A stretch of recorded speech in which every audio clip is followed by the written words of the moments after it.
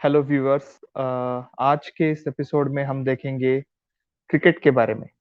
तो सभी लोगों को जैसा मालूम होगा कि कल हमारी इंडिया की मैच जो थी इंडिया की मैच थी स्कॉटलैंड के साथ। और बेसिकली इंडिया एक तरीके से वर्ल्ड कप से बाहर ही है। बोल सकते हैं क्योंकि हम लोगों ने पहले पाकिस्तान और न्यूजीलैंड के साथ मात खाई है उनसे। तो आगे जाने के चांसेस काफी हद तक दूसरे मैचेस के रिजल्ट्स के ऊपर डिपेंडेंट है। तो अभी इंडिया के लिए सिचुएशन ये है कि हमें अपने जीते बचे हुए मैचेस में अपना नेट रन रेट न्यूजीलैंड और अफगानिस्तान से भी ज्यादा बना के रखना है। और साथ ही साथ ये भी प्रे करना है कि अफगानिस्तान संडे को होने वाले मुकाबले में न्यूजीलैंड को हरा दे। तो इसलिए मैंने ये टाइटल भी डाल दिया था, ओवर टू अफगानिस्तान। तो नेट रन रेट का जो मसला था, जो इशू था, वो काफी हद तक जो स्कॉटलैंड के साथ मैच हुई है उसमें केएल राहुल, रोहित शर्मा ने हल कर दिया है। तो अभी सबसे इंटरेस्टिंग है कि अफगानिस्तान और न्यूजीलैंड वाली मैच जो संडे को होने वाली है। अभी अगर हम लोग प्रिडिक्शन करना चाहे तो मुझे अभी भी लग रहा है कि 95% चांसेस है कि न्यूजीलैंड ही जीतेगा। अ, अगर हम लोग उनका पास्ट फ्यू इयर्स का परफॉर्मेंस देखते हैं तो न्यूजीलैंड एक काफी अच्छी टीम है। उनके पास केन विलियमसन जैसा बेहतरीन कैप्टन है। बट अफगानिस्तान को भी आप नकार नहीं सकते। जिस तरीके से उन्होंने अपना स्टैंडर्ड पिछले 5-6 साल में बढ़ाया है, तो वो किसी किसी भी टीम को हराने का पोटेंशियल अफगानिस्तान में है।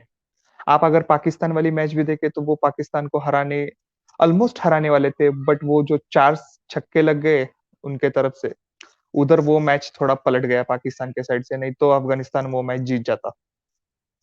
एक खुशी की खबर इंडिया के लिए ये है कि न्यूजीलैंड का जिस तरीके से परफॉर्मेंस हुआ है आफ्टर इंडिया इंडिया इंडिया को तो उन्होंने कन्विंसिंगली हरा दिया, बट इंडिया के बाद उनकी जो मैच स्कॉटलैंड से हुई, आप देखें तो स्कॉटलैंड सिर्फ 12 रनों से मैच हार गया। अगर स्कॉटलैंड के मतलब ऊपर के एक दो बैट्समैन थोड़े से भी चल जाते तो न्यूजीलैंड के लिए बहुत दिक्कत थी। उसी तरीके से मैंने आ, कल न्यूजीलैंड और नामीबिया का भी मैच देखा। तो इतना मतलब वो कन्विंसिंगली हरा नहीं पाए नामीबिया जैसी छोटी टीम को भी। हालांकि उन्होंने 40-50 रन से विक्ट्री मिल गया उनको। बट जिस तरीके से वो उन्होंने स्ट्रगल किया न्यूजीलैंड के बैट्समैन ने अगेंस्ट नामीबियन बॉलर्स, तो वो एक खुशखबरी हो सकती है इंडिया के लिए और अफगानिस्तान के लिए भी। तो आने वाले संडे के इस मैच में देखना पड़ेगा कि किस तरीके से अफगानिस्तान अपना परफॉर्मेंस लेवल अप कर देता है। हालांकि उनका एक बॉलर जो है मुजीब, वो अभी इंजर्ड है, तो हम प्रे करते हैं कि वो संडे के मैच से पहले तंदुरुस्त हो जाए और फाइनल प्लेइंग 11 में हमें उन्हें देखने का मौका मिले। तो ये मैच जो है ये ऑलमोस्ट 1.3 बिलियन लोग देखने वाले हैं संडे को। अब एक कहावत है कि अच्छी टीमें जो होती है वो मैच हारने के बाद अपना रिव्यू करती है, हमारे परफॉर्मेंस का रिव्यू करती है कि भैया कहाँ पे हम लोग गलत हुए।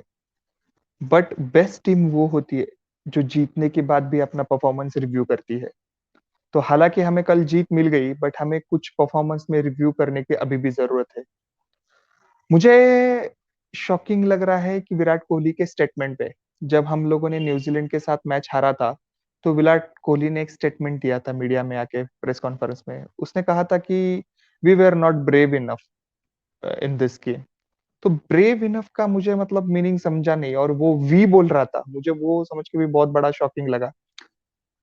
मुझे लगता है कि उसने कहना चाहिए था कि instead of saying we were not brave enough, उसने कहना चाहिए था कि I was not brave enough.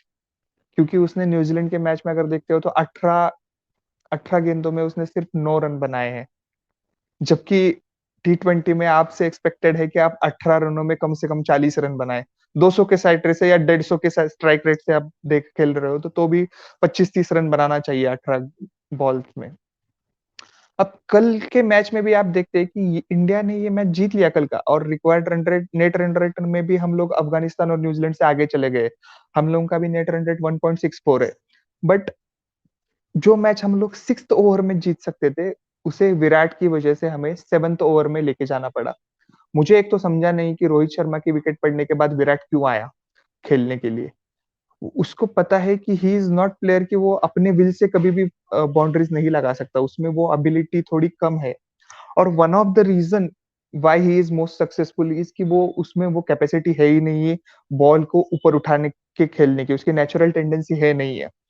वो सिंगल डबल वाला प्लेयर है, उसको मतलब गैप में ढकेल दोगे इनको, 1 रन ले लो, 2 रन ले लो, मोस्ट ऑफ द रन आप अगर उसके देखेंगे तो वो सिंगल डबल्स में चलने वाला प्लेयर है।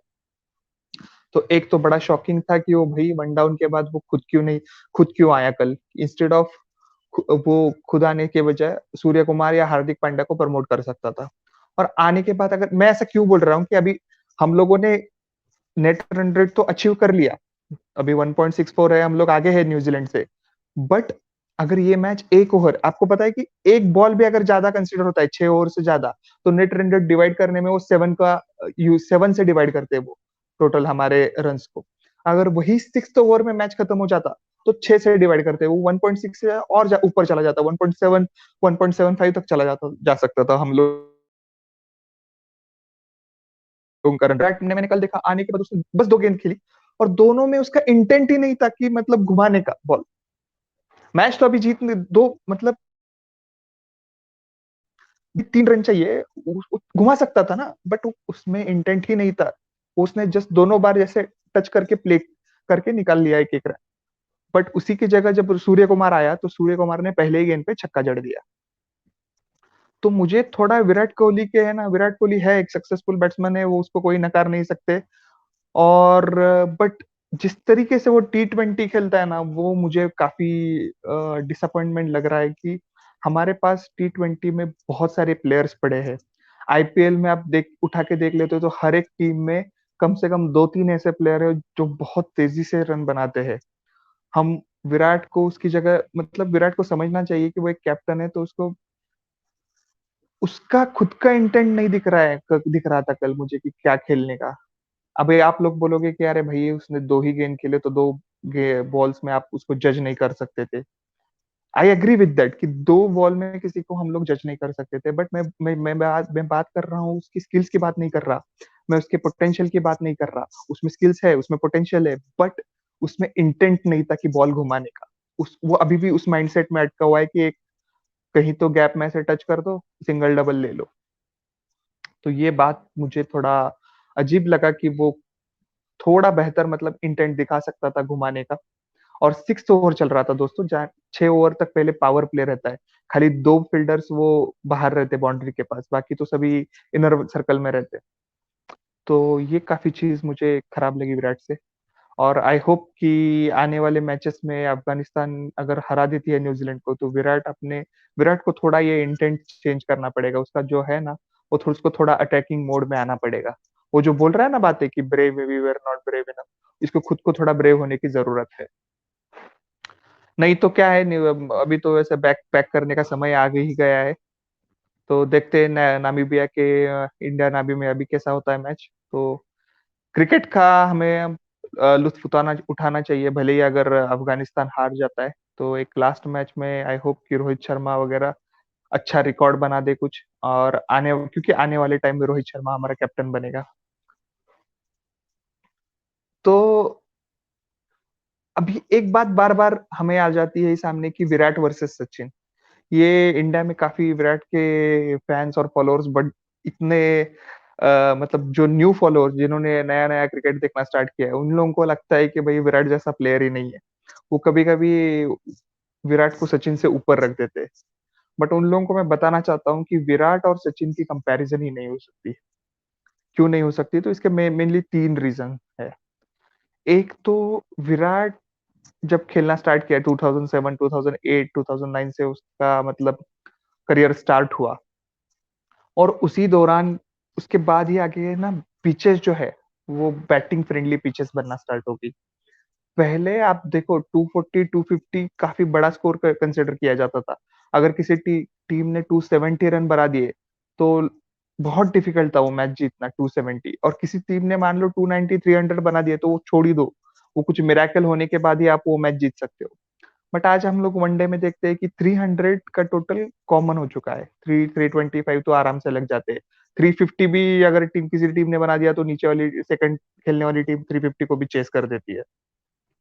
तो ये जो बैटिंग फ्रेंडली पिचेस हुए हैं ना, पाटा विकेट्स को प्रमोट किया जा रहा है, जिसपे इज़िली बॉल जो है ना बैट पे आ जाता है और आपको खेलने में आसानी होती है। तो एक तो ये है कि पाटा विकेट ज़्यादा प्रमोट किए जा रहे हैं। सेकंड चीज़ मैं देखता हूँ कि इंटरनेशनल लेवल पे अगर देखो तो आप अच्छे बॉलर्स की काफ़ी कमी है।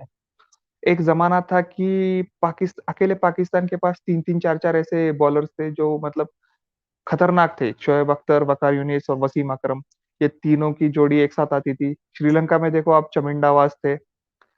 इवन ज़िम्बाब्वे के पास भी अच्छे बॉलर्स थे, हिटस्ट्रिक वगैरह। अ, ऑस्ट्रेलिया के पास 3-4 बॉलर अच्छा रहा रहा करते थे, एंडी विकल, ब्रेट ली। इंग्लैंड के पास सभी बॉलर्स अच्छे थे, साउथ अफ्रीका के पास सभी बॉलर्स अच्छे थे।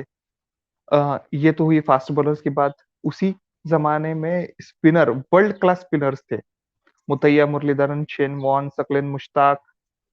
तो ऐसे लोगों के अगेंस्ट सचिन ने रन बनाए हैं जहाँ ज और जबकि रिव्यू सिस्टम वगैरह ऐसा डीआरएस वगैरह ऐसा कोई चीज़ उस टाइम अवेलेबल नहीं था। ये बात भी आपको ध्यान में लेनी होगी। मोस्ट ऑफ द टाइम मैंने देखा है रोहित जब भी विराट की विकेट चली जाती है, वो सबसे पहले हाथ उठा के ऐसा कर देता है, रिव्यू ले लेता है। बट सचिन के पास ऐसा कोई ऑप्शन था नहीं। अगर अंपायर की उँगली उठ गई तो निकलना पड़ता था उसको पवेलियन की तरफ। तो सचिन का कंपैरिज़न नहीं कर सकते हो आप लोग विराट के साथ। हाँ, Virat is a good player, great player, no doubt about it, but Virat और सचिन का कोई कंपैरिज़न नहीं है। सचिन जिस तरीके से खेलता था, वो एक लाजवाब स्टाइल था। वो अकॉर्डिंग टू द सिचुएशन खेलता था। उसमें वो एट अ विल कहीं भी बॉल को घुमाने की वो स्किल्स उसमें थे, बट वो स्किल विराट में नहीं है। तो दोस्तों, देखते हैं संडे वाले मैच में क्या होगा। तब तक के लिए धन्यवाद। Enjoy your day. Good bye.